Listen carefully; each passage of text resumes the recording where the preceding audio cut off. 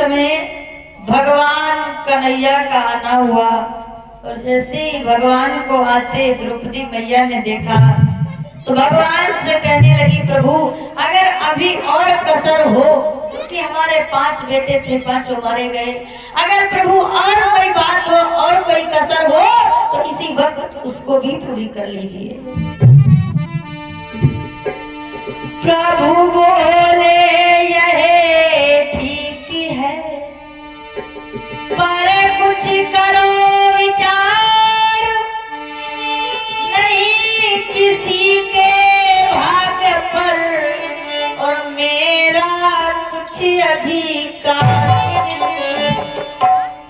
भगवान कहने लगे, अरे द्रौपदी, अरे तुम कैसी बात कर रही हो बहन, देखिए आपके भाग्य में ये लिखा था बेटों का मरना तो हो गया, लेकिन आप ये जान लीजिए जिसके भाग्य में जो लिखा होता है वही होता है। द्रौपदी मेरी बात समझने का प्रयास करो।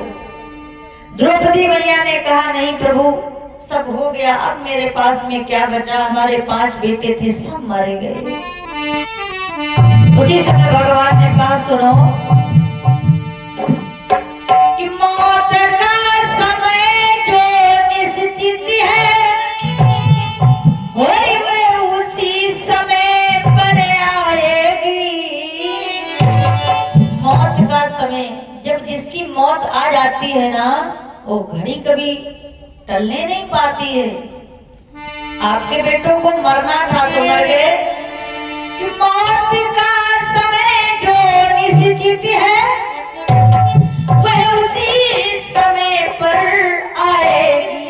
और द्रौपदी जिस समय मौत आ जाएगी वह घड़ी न चलने पाएगी।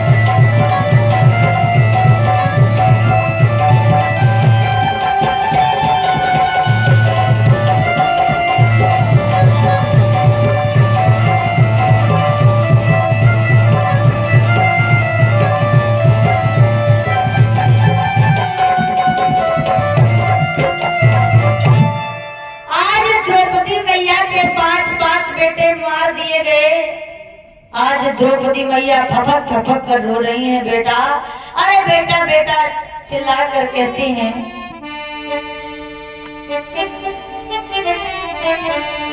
द्रौपदी मैया कहती हैं, हाय विधाता ये कैसी घड़ी, प्रभु जी कैसी विपदा पड़ी।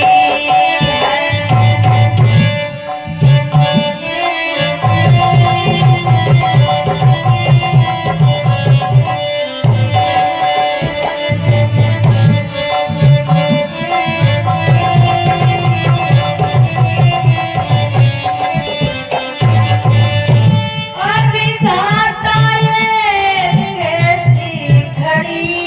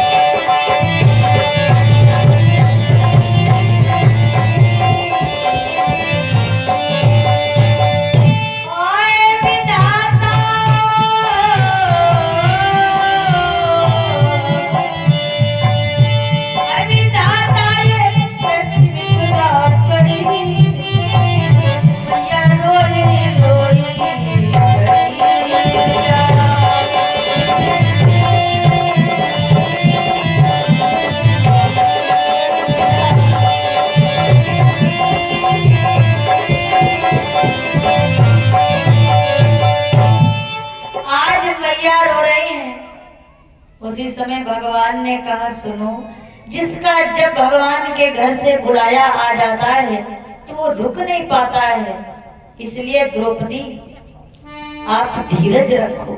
अरे धीरज रखो, ये तो कह लो आपके बेटे मारे गए, आपके पति अगर मार दिए गए होते, क्योंकि दुश्मन आया था मारने के लिए अश्वत्थामा, वो उनके पति को ही मारने आया था, लेकिन उसने सोचा कि ये पति लेटे हुए हैं पांचों, लेकिन वो पांचों पति नहीं थे, वो पांचों बेटा थे। इसलिए भगवान कहने लगे कि मान लो आज को पांडव ही और तेरों से अलग न हो जाते, वो अभी बाप बेटे सारे दो टुकड़े पड़े नजर आते।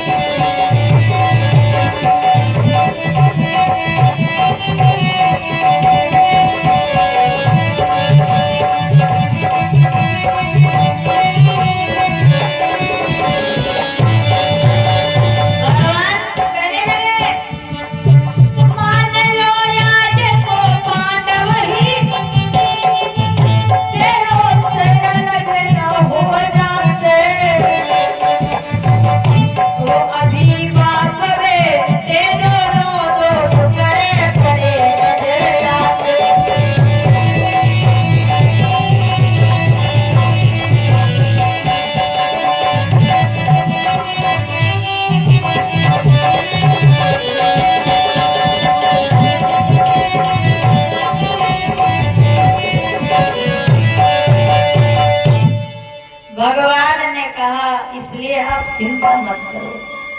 उसी समय द्रौपदी मैया ने कहा भगवान, अरे जिसने हमारे बेटों को मारा है उस कातिल को हमारे सामने आप पेश करिए। आज अर्जुन कहने लगे ठीक है, आप धीरज रखो, मैं बहुत जल्द आऊंगा लेकर के आपके बेटों के दुश्मन को। अर्जुन कहने लगे सुनो कि अर्जुन बोले ठहरो भाते, बाबा कि अर्जुन बोले ठहरो भाते, और मैं अभी नीचे बोला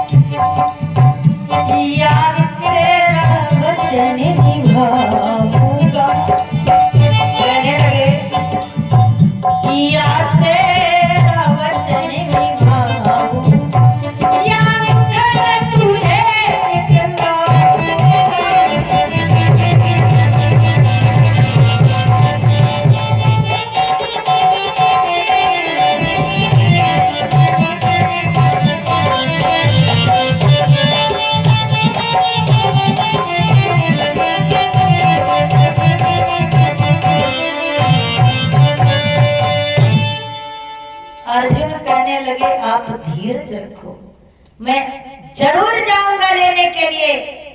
आज भगवान कन्हैया और अर्जुन चल दिए हैं उस अश्वत्थामा द्रोणी का पता लगाने के लिए, लेकिन भगवान को क्षण भर न लगा उस द्रोणी का पता लगाने के लिए अश्वत्थामा को। क्यों? जो तन की जाने मन की जाने और जाने चित्त की चोरी, उस परम पिता से क्या छिपा जिसके के हाथ जीवन की हो। आज भगवान को क्षण भी न लगा उस अश्वत्थामा का द्रोणी का पता लगाने के लिए। आज तुरंत बता दिया भगवान ने ये जा रहा है। आज रथ में अर्जुन ने बांध लिया है अश्वत्थामा को और घर लेकर गए। और सबसे पहले जब भीम ने देखा तो भीम ने तलवार उठा लिया। भीम ने कहा ये मेरे बेटों का दुश्मन है, मैं इसे अब जिंदा नहीं छोड़ सकता। उसी समय कि वो नीच कमान तान फिर भी आज भीम ने तलवार उठा लिया और कहा अरे पापी, अब मैं तुझे जिंदा नहीं छोड़ सकता। तुझे 5 बेटों को मारा है, उसका बदला मैं अवश्य लूंगा। क्यों नीचे कमाना तान फिर भी और देखो तानाबा काटे राते तानाबा काटे राते तानाबा काटे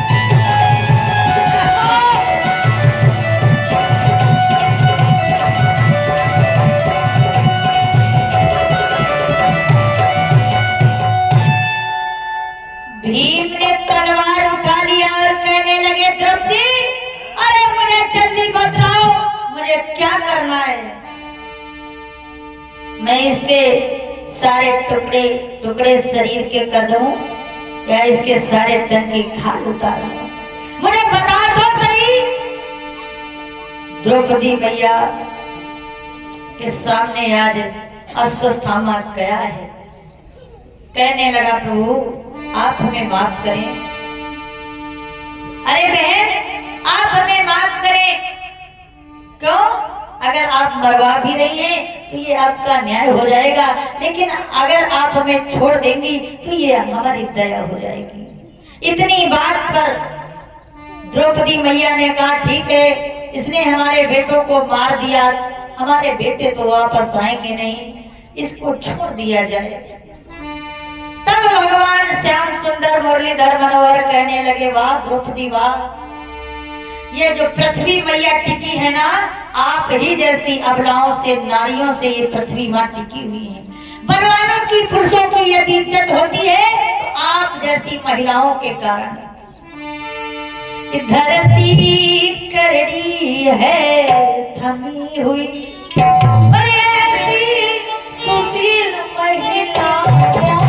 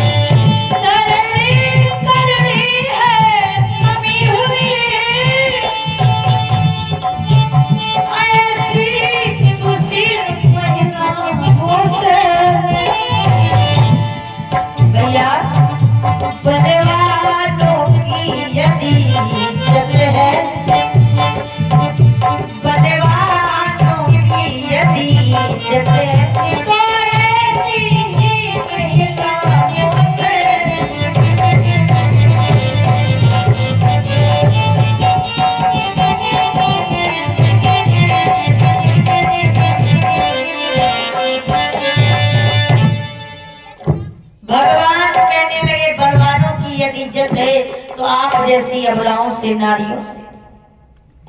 आज उस अश्वत्थामा को, द्रोणी को छोड़ दिया जाता है, चला जाता है। और इधर देखिए, रोग को और दुश्मन को कभी छोटा नहीं समझना चाहिए। कभी छोटा, रोग को और दुश्मन को कभी छोटा नहीं समझना चाहिए। अगर आपके अंदर कोई रोग हो, सुनिए, अगर भय किसी का लगता हो, कोई दुश्मन हो, तो ये सोचो कि नहीं, ये ऊपर से बढ़िया बोलता है, बढ़िया बोलता है तो हमारा दुश्मन ना कि चिंता हो किसी छिपे रिपु की। सुनिए, कि चिंता हो किसी दुश्मन की तो धावा करो, हराई डालो। यदि अंदर से कोई रोग होए तो डॉक्टर से दवा कराएगा।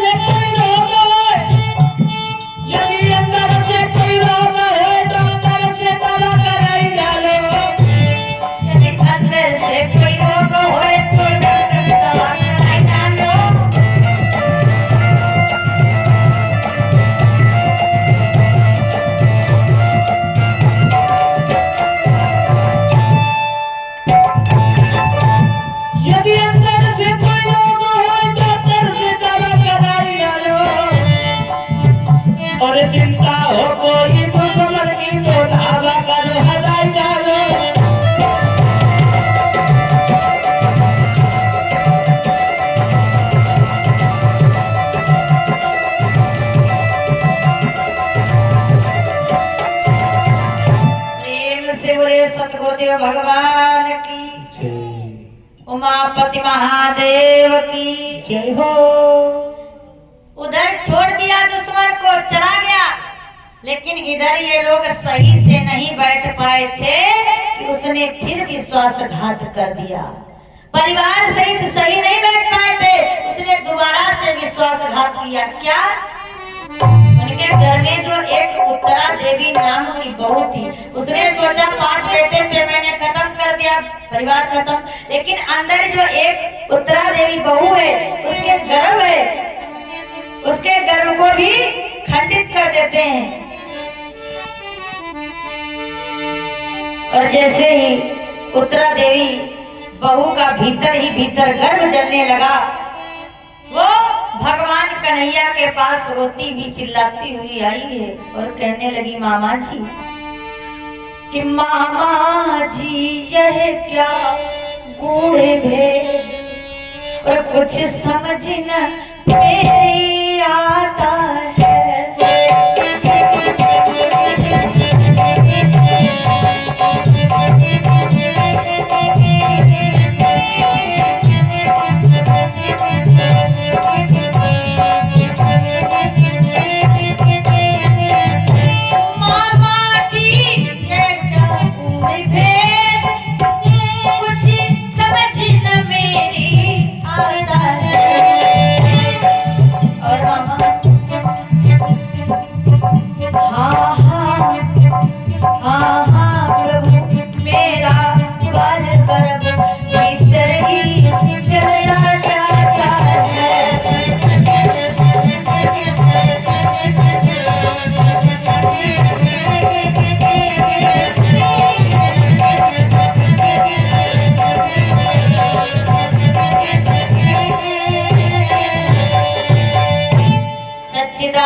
भगवान की, उमापति महादेव की।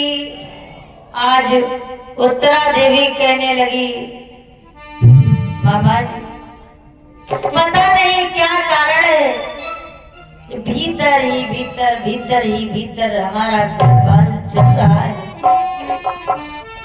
इसलिए मामा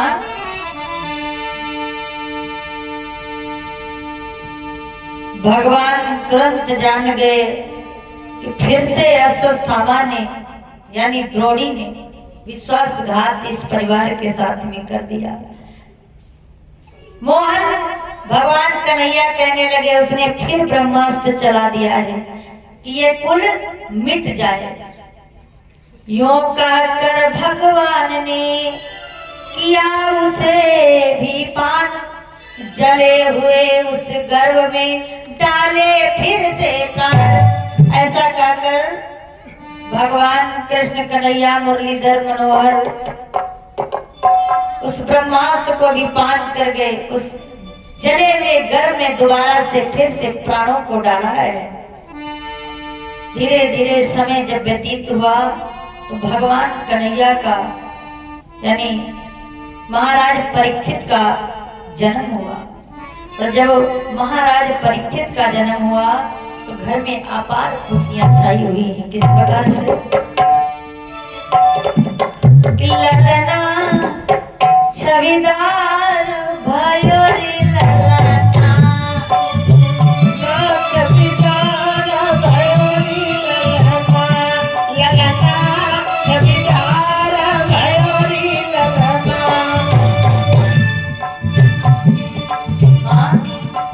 आज घर में अपार खुशियां छाई हैं। ललना छविदार भयो ललना,